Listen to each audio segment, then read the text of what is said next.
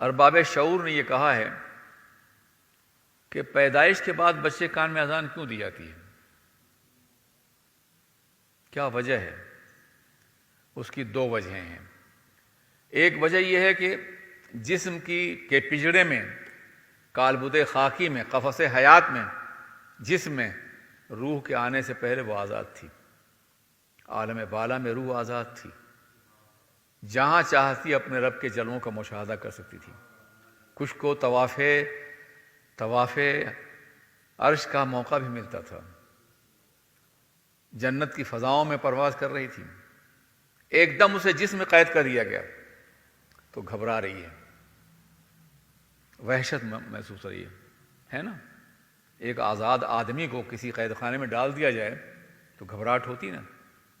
تو وہ روح ہے، بڑی لطیف شے ہے، کسی نے روح کو دیکھا نہیں ہے، وہ گھبرا رہی ہے، تو کان میں اذان دی جاتی ہے کہ جس خدا کو تم نے اس کے جلووں کو دیکھا ہے وہی خدا اس زمین پہ بھی ہے۔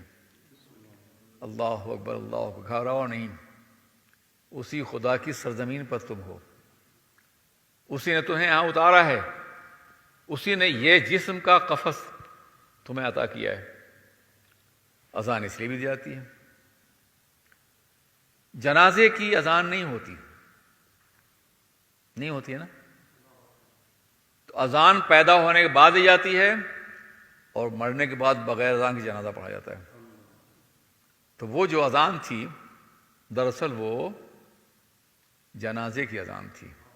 اسی وقت احساس ہو گیا تھا کہ پھر مرنا بھی ہے، اور دو اذانوں کے درمیان میں جو وقفہ ہوتا ہے یہی ہماری حیات کا وقفہ ہے، یہ ہماری زندگی کا ہے۔ یہ نکات عارفان وقت صوفیاء کرام لوگوں کو سمجھاتے رہتے ہیں۔ تو بڑی مختصر ہے یہ زندگی۔